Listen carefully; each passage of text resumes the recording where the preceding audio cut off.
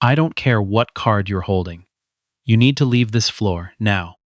Geneva Holloway had just stepped off a red-eye flight from San Francisco when the assistant manager at the Avalon Grand Houston planted himself between her and the door to the presidential suite she had reserved 11 weeks earlier. Before she could pull up the reservation on her phone, he was already reaching for his radio, his voice rising in the quiet corridor, ordering her to return to the lobby at once or security would be called to escort her out. When Geneva calmly reached into her hoodie pocket to retrieve her phone and call her assistant, he stepped forward and grabbed her wrist. Hard enough that her phone clattered onto the marble floor and skidded against the baseboard with a sharp crack. 14 minutes later, when the hotel's general manager rushed off the elevator and saw the woman standing in the hallway, he went completely still for 3 full seconds, and every assumption that had built itself quietly into the walls of that corridor was about to come down all at once. The flight from San Francisco had been smooth and uneventful, the kind of crossing Geneva Holloway preferred. No upgrades to first class, no airline lounges, no attendants recognizing her name from the manifest and offering extra pillows before she had even settled into her seat. She had boarded in seat 24C, a middle seat she had deliberately selected when her assistant offered to upgrade, because Geneva believed with a stubbornness she had never once apologized for that the only way to stay connected to how the world actually worked was to sit inside it rather than above it. She was 43 years old, founder and majority shareholder of Holloway Meridian Technologies, a financial technology company that had processed over $200 billion in transactions in the previous fiscal year. She was worth, according to the most recent estimate published without her cooperation by a business magazine she had never subscribed to, somewhere north of $4.5 billion. She was wearing a gray hoodie she had owned for 6 years, a pair of dark jeans she had bought from a discount retailer before the company went public, and a pair of white sneakers her youngest nephew had helped her pick out on a Sunday afternoon in a strip mall in Shreveport, Louisiana, where she had grown up watching her mother press uniforms before the early morning shift at the airport hotel 8 blocks from their apartment. There was no luggage that needed to be checked, no one trailing behind her through the terminal, no driver waiting curbside with a sign. She had taken the airport shuttle to the hotel the way she always did in cities, where the traffic made it sensible, sitting near the back and looking out the window at Houston, spreading itself wide and flat in every direction under a pale winter sky. She had come for the Gulf Coast Technology Summit, where she was scheduled to deliver the opening keynote the following morning in front of 1,400 industry leaders, investors, and policymakers. The organizers had known for months that she was coming. Her name was printed on every program, every conference badge lanyard, and on a 26-foot vertical banner hanging from the rigging above the main stage in the Avalon Grand's grand ballroom, 3 floors below the suite she had reserved. None of that was visible to Kyle Renner as Geneva stepped off the elevator onto the 42nd floor at 11:47 in the evening. Kyle was 29 years old and had been assistant manager of the Avalon Grand Houston for 8 months. He had transferred from a mid-scale property in suburban Dallas and was still adjusting, as he privately framed it to himself, to the caliber of guest the Avalon brand attracted. He had built in those 8 months a quiet, working theory of what that caliber looked like, how it dressed, how it moved through the lobby, what it carried. He had never submitted this theory to any kind of scrutiny. It had simply accumulated the way furniture accumulates in a room, until no one notices it is there anymore, or questions why it was placed where it was. When the elevator doors opened and he saw a black woman in a gray hoodie pulling a battered navy carry-on down the corridor toward the suite, his theory flagged the image immediately, and he moved toward her before his radio had even left its holster. Geneva heard him behind her before he spoke. She slowed, turned, and looked at him with the particular patience of someone who had been in rooms far more hostile than a hotel hallway and had learned early that composure was the sharpest instrument available to her. He asked where she thought she was going. She told him she was going to her room and held up the key card the front desk had issued her 20 minutes earlier when she had checked in without incident downstairs. The name on the reservation, she told him calmly, was her name. He looked at the card as though it might confess something on its own, then looked back at her. He told her that the 42nd floor was reserved for premium suite guests, and that he was going to need her to return to the front desk so they could sort out the confusion. Geneva told him there was no confusion. She repeated the suite number. She told him she had a confirmation number if he needed it.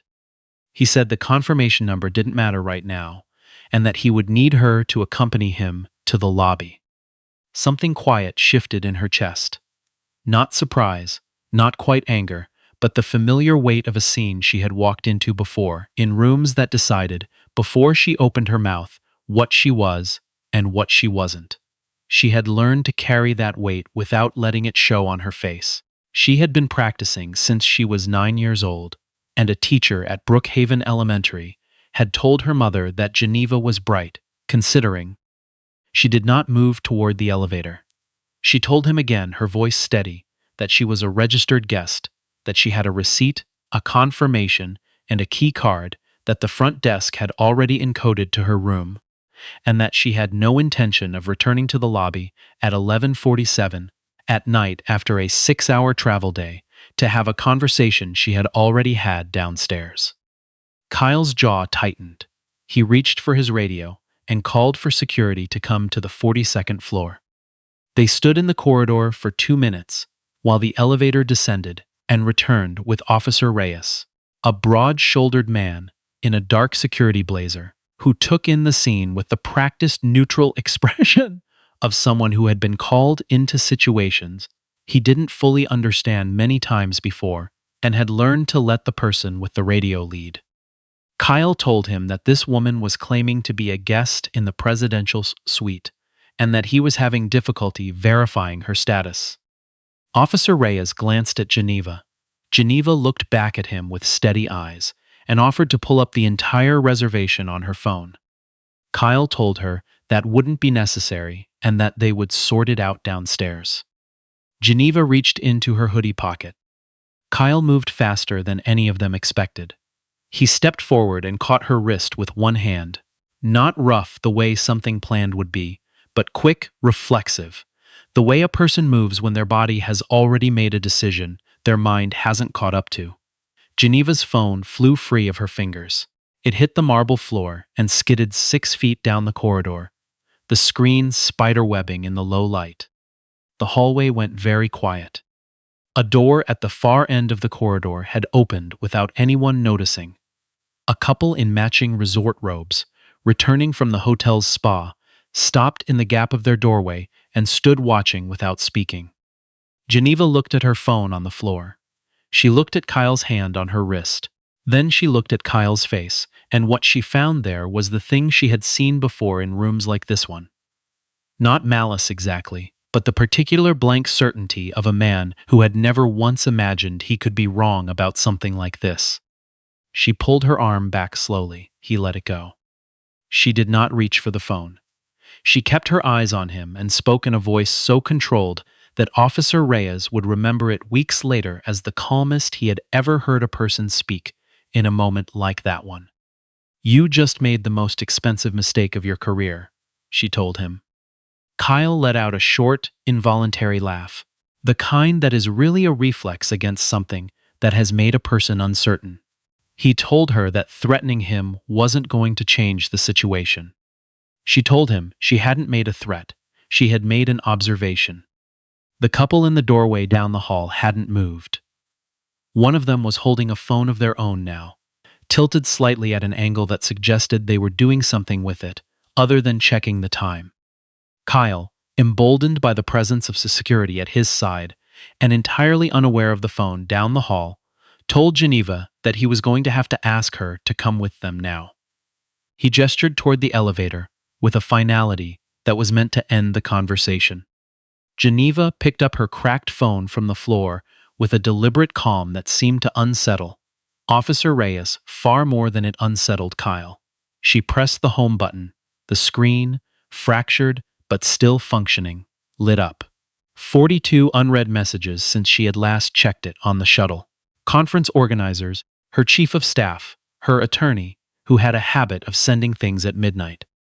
She turned the phone slowly so Kyle could see the screen, but not to show him the messages. Just to show him it was working, that she was still in the most fundamental sense in possession of herself. She allowed herself then to be directed toward the elevator, because she had learned long ago that there are two ways to win something, and one of them requires patience and the willingness to let the moment build itself into something unmistakable. What happened next did not take long. Victor Strand had been in a meeting with the hotel's conference coordinator on the 14th floor when his phone lit up. He had been general manager of the Avalon Grand Houston for 3 years and had developed a reliable sense for when a call at 11:50 at night meant something he needed to get out of his chair for. The message was from the front desk supervisor.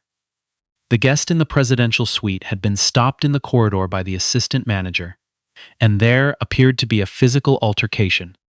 Victor was already moving toward the elevator before he had finished reading it. The name on the presidential suite reservation had stopped him cold when the supervisor read it aloud. He had seen it on board correspondence. He had seen it in the hotel group's investor filings. He had seen it 3 weeks ago in the briefing materials for the Gulf Coast Technology Summit, where the Avalon Grand was the official host property, and where, beginning at 9 o'clock the following morning, Geneva Holloway would stand on a stage in his ballroom and open the most significant industry conference his property had hosted in 4 years. The elevator opened onto the 42nd floor, and Victor stepped out and saw her immediately. Standing near the corridor entrance in a gray hoodie, a carry-on beside her, a cracked phone in her hand, Kyle Renner positioned between her and the hallway that led to her room. What happened to his face in that moment was quieter than any dramatic collapse, and in its way more total.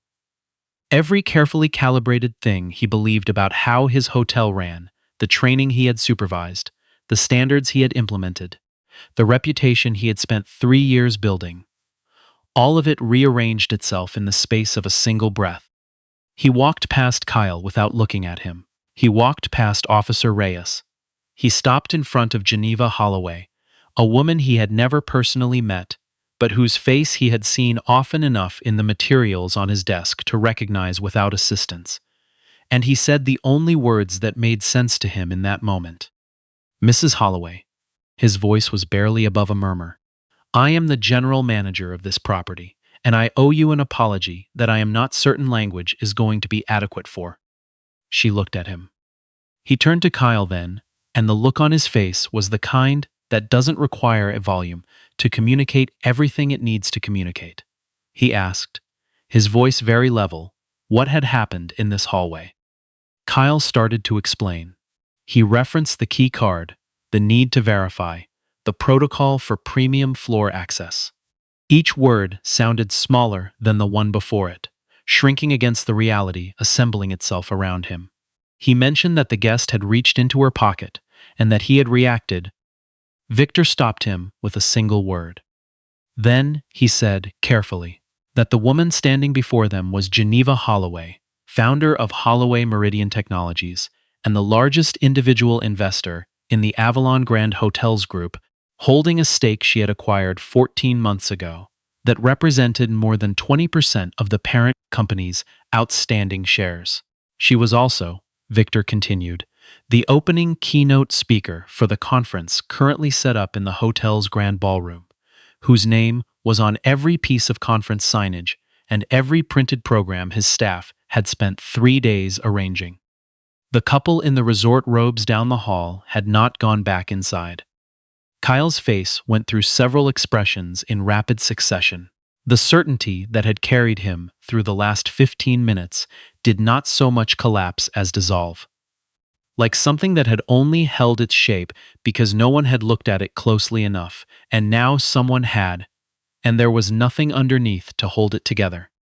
Officer Reyes took a long, slow breath through his nose and looked at the ceiling with the expression of a man rapidly calculating how far he was from retirement. Victor personally escorted Geneva to her suite. He stood in the open doorway and apologized again, more fully this time, his voice carrying the weight of someone who understands that an apology is not a resolution, only a beginning. He told her that the hotel's incident review team would have a full report on his desk before 6 in the morning, that her stay was complimentary at the group's expense, and that he would personally ensure the conference team was briefed on what had occurred. Geneva told him she appreciated that. She told him to get some sleep, because tomorrow was going to be a long day for everyone. She closed the door. She set her carry-on against the closet and stood for a moment at the window, looking out at Houston. Spreading below her, the highway interchanges lit orange and white in the dark, the distant glitter of the medical to the south. She had stood at windows like this one, in cities across the country for 20 years. Since the first investor meeting she had flown to, at 23 in a Blazers, she had borrowed from her roommate because she couldn't afford one that fit. She had stood at hotel windows in San Jose and Atlanta and Boston and Chicago, and always with some version of the same thought underneath everything else. That she had not come this far by assuming she was welcome, but by walking in anyway. She was not going to stay quiet about what had happened in that hallway. She had decided that before the elevator doors had opened on the lobby level, not out of anger. Anger, she had learned, was a fuel that burned fast and left debris, but out of the understanding that silence had a cost, and she had been in a position to pay it on behalf of other people for a long time. By morning, the incident had moved. The couple in the resort robes had posted a video before they turned off their lights, and by the time Geneva's assistant arrived at her suite door at 7, with coffee and a briefing folder, the clip had been reshared widely enough that the conference organizers' phones were ringing before 8. Local news had the story by 9. National outlets had picked it up by the time Geneva walked onto the stage. She stepped to the podium at 9 o'clock exactly, in a charcoal blazer, and the same worn jeans from the night before, and the 1,400 people in the ballroom rose before she said a single word. She let them sit back down. She looked at the room for a moment. Then she told them what had happened in the hallway on the 42nd floor, 11 hours earlier. She told them plainly, without embellishment, without a raised voice. She described the key card. She described her phone on the marble floor. She described the particular quality of silence that had followed. The way the corridor had felt in that moment, not threatening exactly, but deeply familiar. The way a room that has already made up its mind about you before you walk in always feels familiar, no matter how many times you have encountered it. She told the room something she had never said publicly before. She told them about her mother, who had cleaned rooms in a hotel not unlike this one for 19 years, and had never once been permitted to ride the elevator that guests used, who had entered through a side door every morning in a uniform. She pressed herself the night before on an ironing board in a kitchen the size of a walk-in closet.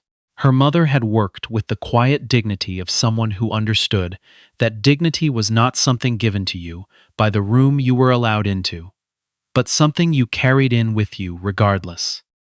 Geneva said that last night, standing in that hallway, she had understood something in her body rather than just in her mind. She had understood that the reason it mattered was not because of who she was. It mattered because of all the people who had stood in hallways like that one, without her resources, without her platform, without anyone who would recognize their name and come off an elevator with an apology.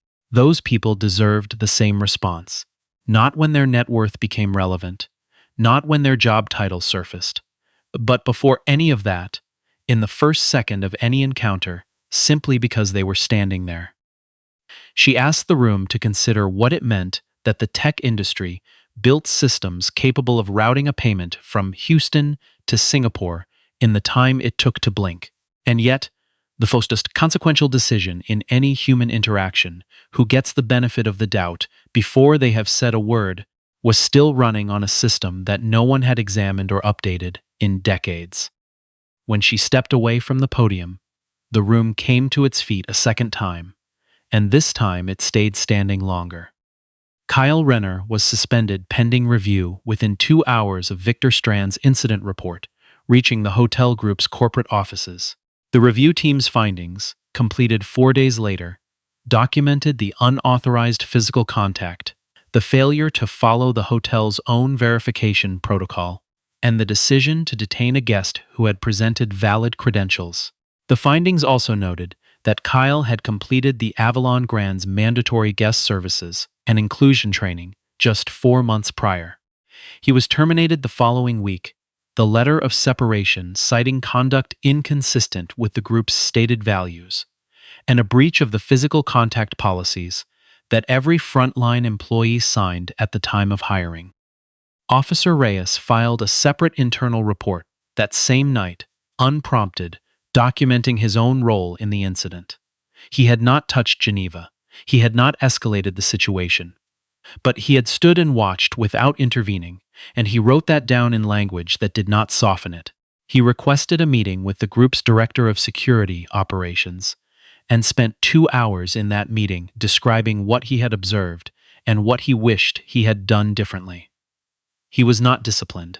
He was, 6 months later, promoted to lead security trainer for the hotel group's Texas properties, a role he accepted with a specific condition, that the training curriculum would be substantially revised to include not just what employees were permitted to do, but what they were obligated to do when they witnessed something wrong happening in front of them. The conference generated coverage that the organizers had not anticipated. Interviews that were supposed to be about fintech policy and investment trends kept returning to what Geneva had said from the podium. A clip of her remarks, the part about her mother, the ironing board, the side door, circulated long after the summit had closed. She declined most interview requests in the weeks that followed. She did not decline the one from a young journalist at a trade publication who had attended the summit as a student volunteer and had sent her a single paragraph email explaining that the story she wanted to write was not about the incident itself, but about why it was still news in the first place. Geneva read that email twice and wrote back the same afternoon. The piece that ran the following month won a regional press award that the journalist, barely 22 years old, had not expected to receive for many more years. In the months that followed, the hotel group commissioned an independent audit of its guest services protocols across all 43 properties. The audit identified 17 separate failure points in the verification and de-escalation procedures that frontline staff were expected to follow. Geneva's foundation, which had spent 6 years funding bias awareness curriculum in corporate training environments, was invited by the group's board to review and co-develop the revised standards. She accepted, with one condition of her own, that the revised training would not be framed around what the company wanted employees to do, but around what every guest deserved to experience before they had said a single word. The distinction was small in language and enormous in everything else. She returned to the Avalon Grand Houston 8 months later for the Gulf Coast Technology Summit's follow-up convening. She checked in at the same front desk, took the same elevator, walked the same corridor on the 42nd floor. A different assistant manager was on duty.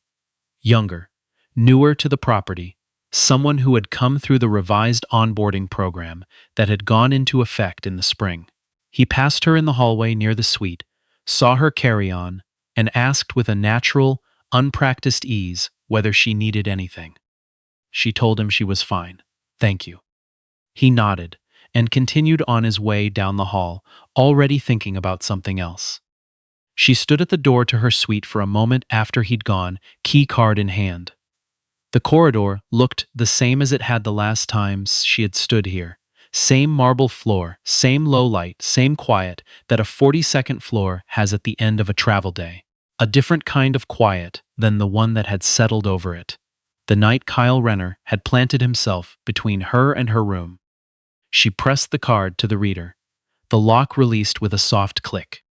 She stepped inside and set her bag down and went to the window. Houston was doing what Houston always did, spreading itself outward and lit up in every direction, indifferent to any single thing happening within it. Her mother had never seen the inside of a room like this one. She had cleaned rooms adjacent to it, had stood outside doors just like this one, holding fresh linens, had entered through the side every morning for 19 years, with her head up and her uniform pressed and her dignity entirely her own. Because no one was in a position to give it to her, and no one had the power to take it away. Geneva understood now, more completely than she had before that night, in the hallway, what her mother had always known, that the door does not determine who you are. You carry that in with you. You carry it in before anyone knows your name, before any number is attached to you, before any title precedes you into a room. That was the thing worth protecting, not for people who could prove they belonged, for everyone, before the proof was ever asked for. She turned from the window and let the city go on without her watching it, and for the first time in longer than she could remember, the room felt exactly like what it was. A place she had every right to be.